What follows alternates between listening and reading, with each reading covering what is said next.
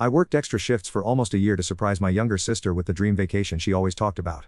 When the day finally came, I found out she had secretly used my money to book the same trip, only she went with her best friend instead of me. It wasn't just the money I lost that day, it was my faith in her love for me. And I'm writing this because I need people to understand how badly I messed. How one terrible decision can destroy everything built. My name doesn't matter anymore. What matters is that I was someone's sister, someone's girlfriend, and I had all away. It started with Mia. My little sister, 5 years younger, who I basically raised after our parents died in a car accident when she was 12. I was 17, dropped out of high school, got my GED, and worked double shifts at the diner just to keep us afloat. She was my whole world. For 3 years, Mia talked about this trip to Europe. She'd show me Instagram photos of the Eiffel Tower, the canals in Venice, the northern lights in Norway. Someday, Sarah, she'd say, curled next to me on our threadbare couch. Someday we'll go together. I made it my mission. Started picking extra shifts at the diner. Took on weekend catering gigs, even sold plasma twice a week. Every dollar went into a savings account I called Maya's dream. My boyfriend Jake thought I was crazy working but he didn't understand. Maya was all I had left of family. The plan was perfect. I'd surprise her on her 18th birthday with the tickets. 2 weeks in Europe, just as sisters. I imagined her face lighting, the way she'd hug me and cry happy tears. I worked for 11 months straight, barely sleeping, living on ramen and coffee. 3 weeks before her birthday I had enough. $7,000. I spent hours researching the perfect itinerary, booking flights, hotels, tours. I even bought her a new suitcase and hid it in my closet. Then Jake started acting weird. He'd been supportive for months, bringing me dinner at work, rubbing my sore feet when I got home. But suddenly he was distant, cold. When I tried to talk to him about the trip, he'd change the subject or find an excuse to leave. Care more about sister than do about me, he said one night after I missed our date because I picked an extra shift. I was exhausted, stressed, and frankly, he was right. I did care more about Mia. She needed me. Jake was a grown man who could take care of himself. She's my responsibility, I told him. Knew this when we started dating. That's when he said it. The thing that planted the seed in my brain. Maybe should think about what want out of instead of living it for someone else. I didn't understand what he meant then. I thought he was being selfish. Now I know he was trying to warn me about what I was about to discover. 2 days before Maya's birthday, I was organizing my photos on my laptop when I saw a notification from her Instagram. She'd posted a story. The picture made my freeze. It was Maya at the airport. Huge smile, suitcase in hand, boarding pass visible in the frame. The destination was clear, Paris, France. My hand shook as I read her caption. Finally doing it. Best friend European adventure with my rider Emma. Dreams really do come true. I called her immediately. She didn't answer. I called again. Voicemail. I drove to Emma's house like a maniac. Emma's mom answered the door, all smiled. Aw Sarah, the girls are so excited. Emma's been saving for months for this trip. They've been planning it since last summer. While I was working double shifts and selling Where did Mia get the money? I asked, my voice barely working. Emma's mom looked confused. She said gave it to her. For her birthday, $7,000. We were all so impressed that could afford such a generous gift. The world tilted. I drove home in a haze, pulled my bank account on my phone. Empty. Our account that I'd set when Mia turned 16. The one I'd been putting money into for her college fund in emergencies. She'd had access to it. She'd taken every penny I'd saved for our trip together and used it to go with Emma instead. I sat in my car in our driveway and called her again. This time she answered. Sarah! We're boarding in an hour. Thanks so much for the money, this is the best birthday present ever. Mia. My voice came out like gravel. That money was for us. For our trip together. Silence, then quietly. Never actually asked me if I wanted to go with. The words hit like a physical. What? Just assumed, always assume. Work all these crazy hours and make all these plans without ever asking what I want. Emma and I have been planning this for months. I thought we're being supportive by giving me the money. I wasn't giving it. I was saving it for another long pause. Sarah, I'm 18 now. I love but I can't live my around plans anymore. I have to go, they're calling our boarding group. She hung. I sat in that car for 2 hours staring at my phone, waiting for her to call back and say it was a mistake. That she'd come home and we'd figure it out. She didn't. When I finally went inside, Jake was waiting for me. He took one look at my face and knew. She took the money, I whispered. He held me while I cried. For the first time in months, I let someone else be strong for me. I told him everything, how I'd been planning to surprise her, how she'd betrayed me, how I felt. I'm so sorry, he kept saying. I knew something was. She's been different lately, distant. I should have warned. Tried to. I said. I just didn't listen. That night, lying in Jake's arms, feeling more alone than I had since my parents died, something shifted in my chest. A coldness settled in where the warmth for my sister used to be. Jake stroked my hair and whispered. Deserve better than this. Deserve someone who puts first. I thought he was talking about Mia. I didn't realize he was talking about himself too. And I definitely didn't realize that 3 days later, when my coworker Marcus offered to buy me a drink after my shift, to cheer me, I would say yes. That drink changed everything.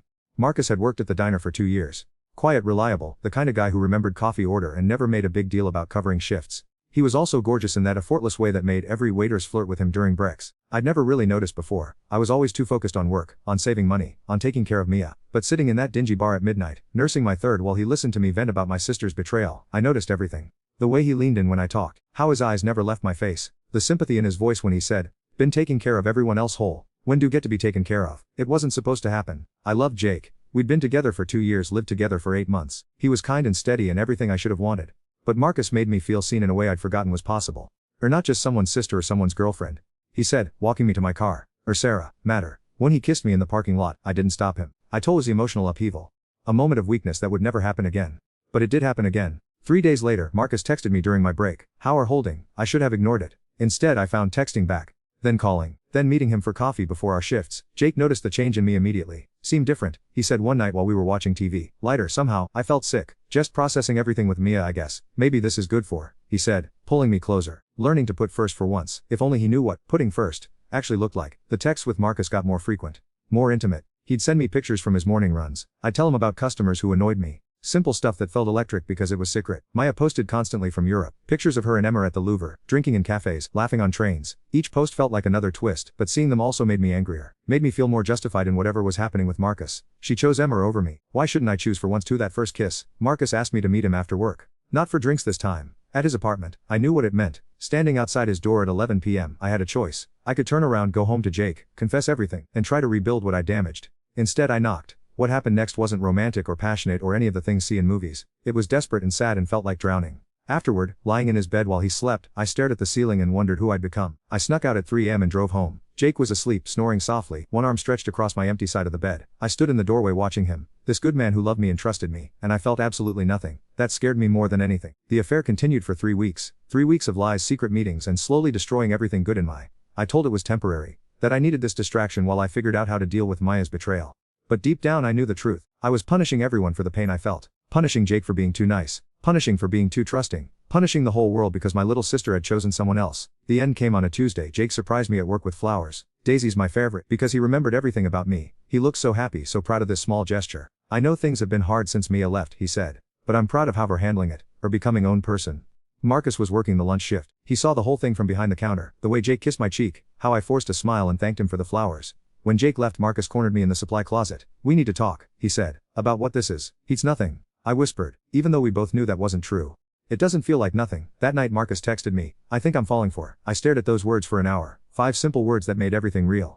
This wasn't just revenge or distraction anymore. It was an actual relationship. With actual consequences. I was in love with 2 men, and I was going to lose them both. Jake found out the way these things always do. Stupidly. Carelessly. I forgot to delete a text thread with Marcus before charging my phone in the living room. Jake saw the notification pop while I was in the shower. Can't wait to see tonight. Last night was perfect. When I came out of the bathroom, Jake was sitting on our bed with my phone in his hands. His face was completely blank. How long? He asked quietly. I could have lied. Could have made some story about Marcus being a friend who was helping me through a tough time. But looking at Jake's face, seeing the way his whole body seemed to collapse inward, I couldn't add more lies to the pile. 3 weeks. Hugh nodded like he'd expected it. Is it serious? The question hung in the air between us. I realized I didn't know the answer. Was it serious? Did it matter? I'd already lost everything that actually mattered to me. I don't know, I said honestly. Jake stood slowly like an old man. I'll stay at my brother's tonight. Figure out what want. He packed a bag while I sat on the bed, watching the we'd built together disappear into a duffel bag. At the door he turned back. I hope it was worth it, he said. I really hope whatever found with him was worth losing this. After he left, I called Marcus, told him what happened. Expected comfort, support, maybe even excitement that we could finally be together openly.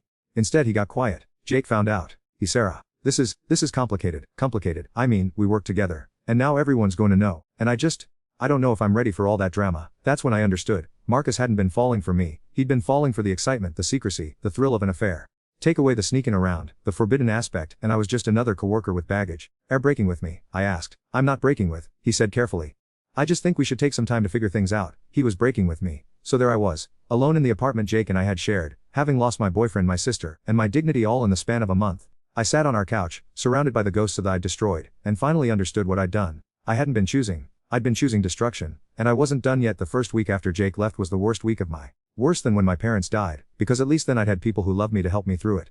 Now I had no one. Marcus avoided me at work. Not obviously, but I could feel it. The way he'd find reasons to work different sections, take his breaks when I was busy with customers. The few times we did interact, he was polite but distant, like I was any other coworker. Jake came by twice to get more of his things. Both times I tried to talk to him, to explain or apologize or beg him to come back. He listened quietly, then continued packing like I wasn't even there. I don't, he said during his second visit, folding his winter coat into a box. But I don't know anymore. The Sarah I fell in love with would never have done this. He was right. I didn't know me anymore either. Mia finally came home from Europe after 3 weeks. I heard her key in the lock and felt a surge of hope.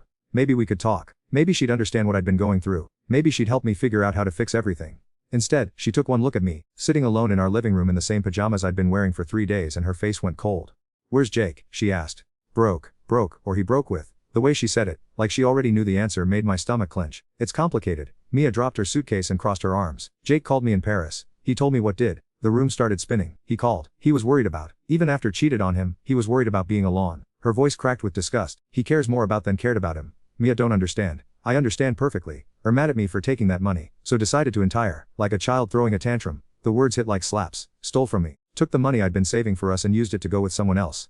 I didn't steal anything. That account had my name on it too. And never asked me if I wanted to go on that trip with. Just decided for me like always do. Because I love. No, she said quietly. Love controlling me. There's a difference. Well, she picked her suitcase and headed toward her room. Where are going? I asked. Emma's parents said I can stay with them until I figure out college. I can't be here right now, or all I have left. She turned back, and for a second I saw a flash of the little girl I'd raised.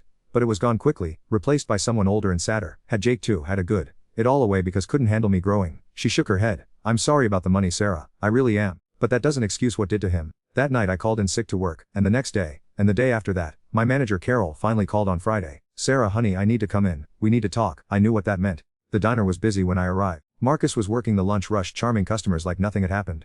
He glanced when I walked in then quickly looked away. Carol led me to her office and closed the door.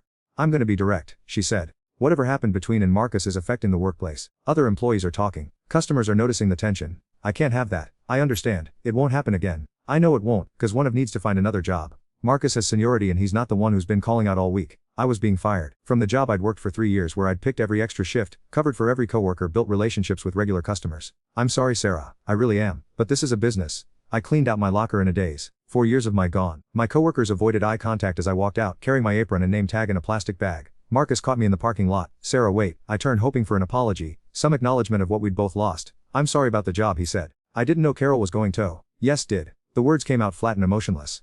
Knew exactly what would happen when we started this. He looked uncomfortable. I never meant for things to go this far. What did think would happen?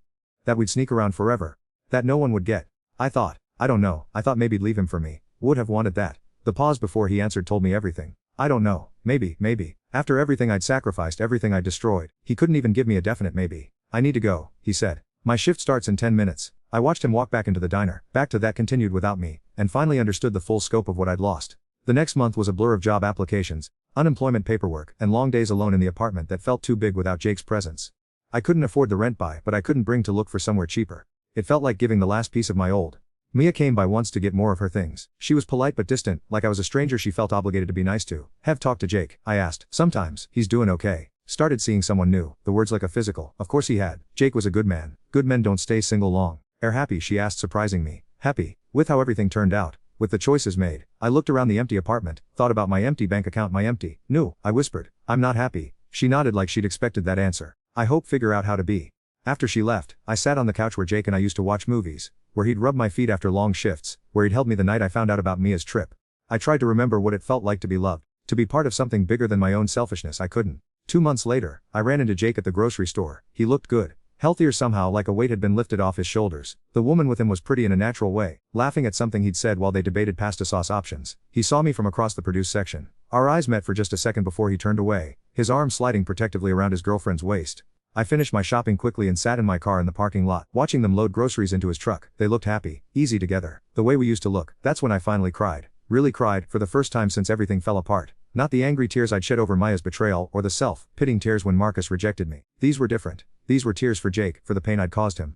For the future we'd planned together that would now belong to someone else. I started therapy the next week. Dr. Martinez was patient but direct, forcing me to examine the choices I'd made without letting me hide behind excuses. Keep talking about what other people did to. She said during our 4th session. What about what did to them? I know Jake, not just Jake, Maya, Marcus, made a series of choices that everyone involved. Why? Cause I was in pain. Pain doesn't excuse cruelty, Sarah. And what did was cruel. She was right. I'd been cruel. To Jake, who'd loved me faithfully for 2 years. To Marcus, who I'd used as a weapon against my own. Even to Mia, who'd been trying to grow and I'd punished her for it. 6 months after everything fell apart, I saw the engagement announcement on Facebook. Jake and the woman from the grocery store, both grinning at the camera while she showed off her ring.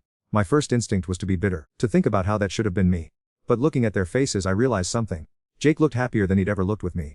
Even in our best moments, there had been a tension in him, a carefulness, like he was always walking on eggshells around my moods and my problems. This woman got the best version of Jake, the version he became after I was no longer dragging him down. I closed the laptop and called Dr. Martinez to schedule an extra session. A year later I've rebuilt some pieces of I have a new job at a bookstore that pays less but gives me peace. I'm taking night classes to finish my degree. I've been alone this whole time, and I'm starting to think that's okay. I need to learn how to be a whole person before I can be part of someone else's again. Mia and I text occasionally. Surface level stuff about her classes, my job, the weather. She's thriving at college, has a boyfriend who seems to make her happy. She's becoming the woman she was always meant to be, the one I was too controlling to let her become when she lived with me. Sometimes I wonder what would have happened if I'd handled her betrayal differently. If I'd talked to her instead of cheating on Jake. If I'd recognized that her choosing Emma wasn't about not loving me, but about finally being old enough to choose her own path. I wonder what would have happened if I'd been brave enough to work through my pain instead of using it as an excuse to destroy everything good in my. But I can't go back. I can only go forward, carrying the weight of what I've done and trying to become someone worthy of forgiveness. Jake married that woman 6 months ago. I saw the pictures on mutual friends' social media. He looked radiant, free. Like a man who'd escaped something terrible and found something beautiful on the other side. Mia graduated last month. I wasn't invited to the ceremony, but I sent a card. She texted back a simple, thank, and somehow that small acknowledgement felt like everything. I'm writing this because I need people to understand how quickly can lose everything that matters. How one moment of selfishness, one decision to prioritize pain over everyone else's well-being, can cascade into losing everyone love. I thought I was punishing the people who me. Instead, I was punishing the people who loved me most. I thought I deserved better than what I had. Now I know I didn't deserve any of it at all. Some mistakes can't undo. Some bridges can't rebuild. Some people can't get back. The best can do is learn to live with the consequences and try to become someone who deserves love again. But maybe that's the real punishment. Knowing that even if become that person, the people who loved before will have moved on to love someone else. Someone who won't destroy their own just to prove that they can.